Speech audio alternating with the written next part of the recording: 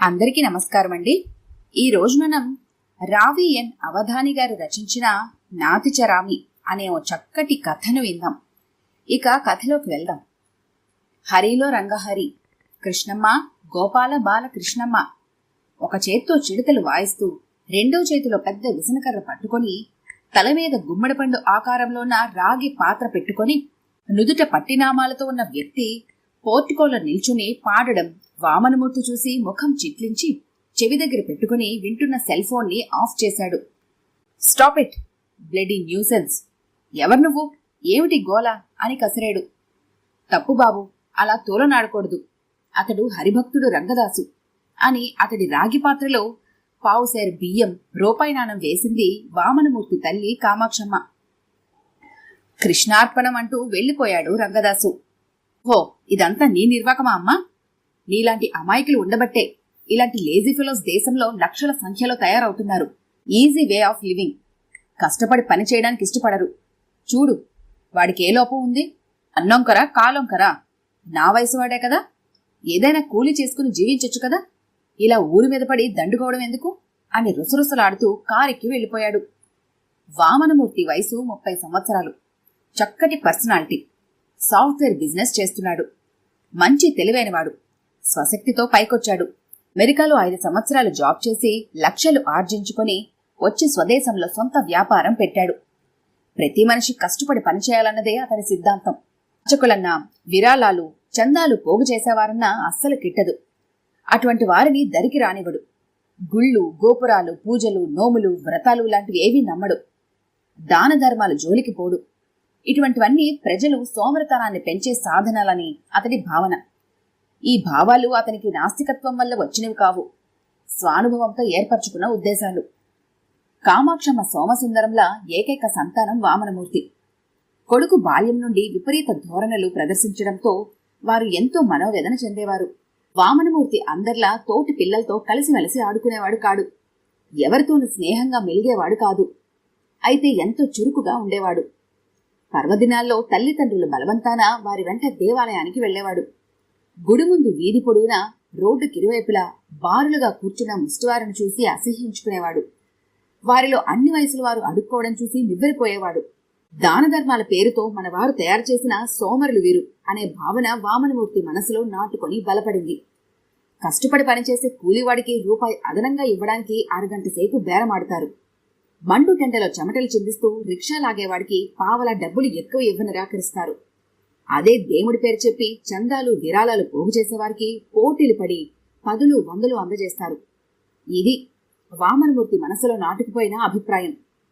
కొడుకు మొదలు దైవభక్తిని నాటాలని, దాన ధర్మాల వైపు వాడి మనసు మళ్లించాలని సోమసుందరం, కామాక్షమ్మలు ఎన్నో ప్రయత్నాలు చేసి విరమించుకున్నారు. ఏమాత్రం ప్రయోజనం లేకపోయింది. చదువుకునే రోజుల్లో వామనమూర్తి చదువు తప్ప మరే ధ్యాస పెట్టుకోలేదు. మొదట్నుంచి చదువుల్లో ఫస్ట్ ర్యాంక్ తెచ్చుకుంటూ పోస్ట్ గ్రాడ్యుయేట్లో గోల్డ్ మెడల్ సాధించాడు.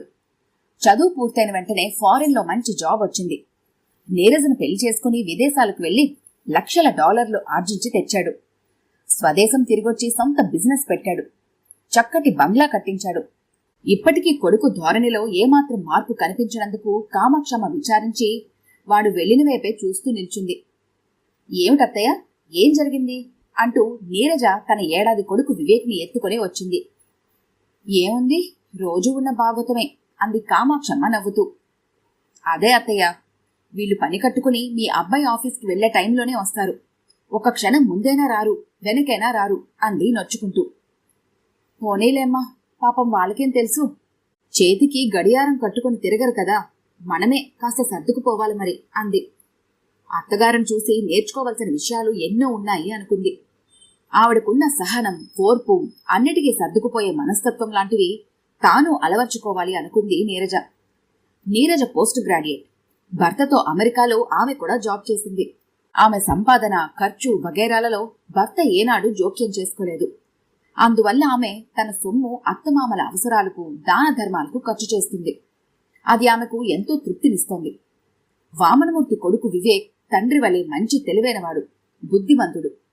వాడికన్నీ తల్లి గుణాలు అలవడ్డాయి. పై చదువుల నిమిత్తం విదేశాలకు వెళ్లి చదువు పూర్తి చేసుకుని అక్కడే మంచి జాబ్ సంపాదించాడు. మ్యారేజ్ చేసుకుని వెళ్లి అక్కడే సెటిల్ అయ్యాడు. ఏడాదికో మారి వచ్చి తల్లిదండ్రులను చూసి వెళ్తున్నాడు. డాడీ, మీ సంపాదనలో నాకు పైసా కూడా అక్కర్లేదు. మీ సంపాదన మీరు మీ ఇష్టం వచ్చిన రీతిలో వినియోగించుకోండి అని చెప్పాడు. అంతేకాదు, బిజినెస్ చాలించి తల్లిదండ్రులను తనతో వచ్చేయమని ఎన్నో వ్యాపారాలు చెప్పాడు. అందుకు వామనమూర్తి ఇష్టపడలేదు. అత్తమామలు పోయిన తర్వాత నీరజ ఎంతో మనోవ్యధకు గురైంది. అడుగడుగున ఆమెకు వారి జ్ఞాపకాలే. వారి ఆప్యాయత, అనురాగం, అభిమానం తలుచుకుంటూ వారు లేని లోటు తట్టుకోలేకపోతోంది. వామనమూర్తి భార్య మనోవేదను గుర్తించలేదు. ఆమె ఆరోగ్య పరిస్థితి తెలుసుకోలేకపోయాడు. నీరజ శాశ్వతంగా అత్తమామల వద్దకు చేరుకుంది. తల్లి అంత్యక్రియలకు వచ్చిన వివేక్ మరలా తండ్రిని తనతో వచ్చేయమని చెప్పాడు. ఒంటరిగా ఉండటం మంచిది కాదని చెప్పాడు. వామనమూర్తి వినలేదు. రిపట్టు విడనాడలేదు. భార్య పోయిన 6 మాసాలకు కానీ వామనమూర్తికి ఒంటరితనం గురించి తెలిసి రాలేదు. సమయానికి అన్ని సమకూర్చడానికి ఇంట్లో నౌకర్లున్నారు, నాకేంటి అనుకున్నాడు మొదట్లో. అయితే ఆ ఆలోచన ఎంత తప్పో ఇప్పుడిప్పుడే తెలుసుకుంటున్నాడు. వామనమూర్తి తల్లిదండ్రులు పోయిన తర్వాత అతడి నైజం తెలిసిన బంధువులు, చుట్టాలు ఎవరూ రావటం లేదు. అతనికి స్నేహితులు లేరు. వామనమూర్తి క్రమంగా ఏదో తెలియని ఆవేదన, దిగులుకు లోనయ్యాడు. ఒంటరితనం కుంగదీస్తోంది. ఒకరోజు క్యాజువల్గా టీవీలో ప్రసారమవుతున్న సీతాపతిరావు ఆధ్యాత్మిక ప్రసంగం విన్నాడు. అది వామనమూర్తిని ఎంతో ప్రభావితం చేసింది. సీతాపతిరావు వామనమూర్తి క్లాస్మేట్. సీతాపతిరావు ఫిలాసఫీలో పీహెచ్డీ చేసి ప్రొఫెసర్గా జాబ్ చేసి రిటైర్ అయ్యాడు. ఆధ్యాత్మిక ఉపన్యాసాలిస్తాడు. అది అతని ప్రవృత్తి. వామనమూర్తి తనను వెతుక్కుంటూ ఇంటికి రావడంతో సీతాపతిరావు ఎంతో ఆశ్చర్యపోయాడు. వామనమూర్తి నాస్తికుడన్న విషయం తెలుసు. అటువంటి వాడి ఇంటికి వచ్చి ఆధ్యాత్మిక విషయాలు తెలుపుమనడంతో సీతాపతిరావు మొదట తన చెవులను నమ్మలేకపోయాడు. వామనమూర్తి భార్య పోయిన విషయం విని సానుభూతి తెలిపాడు.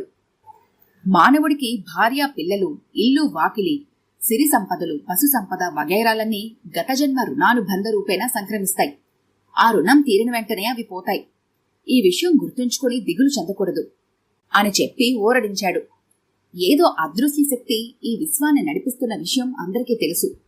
ఆ అదృశ్య శక్తి భగవంతుడు.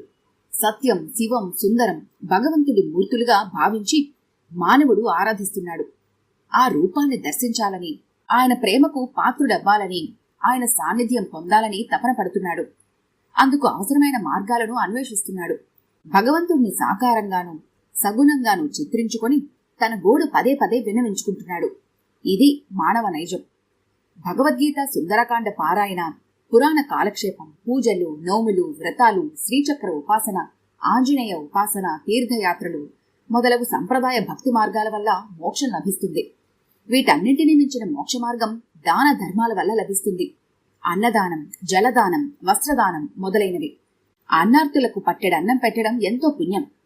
అన్నము వల్ల ప్రాణరక్షణ జరుగుతుంది. అందుకే మన వాళ్ళు శుభకార్యాల్లోనూ అశుభకార్యాల్లోనూ అన్నదానం జరిపిస్తారు. వామనమూర్తి మానవుడు జీవితాంతం కష్టించి సంపాదించిన ధనం అతడు చనిపోయిన తర్వాత ఇంటిలోనే ఉండిపోతుంది. బంధుమిత్రులు శ్మశానం వరకు వచ్చి ఉండిపోతారు. అయితే అతడు చేసిన పాపపుణ్యాలు అతన్ని వెన్నంటే ఉంటాయి.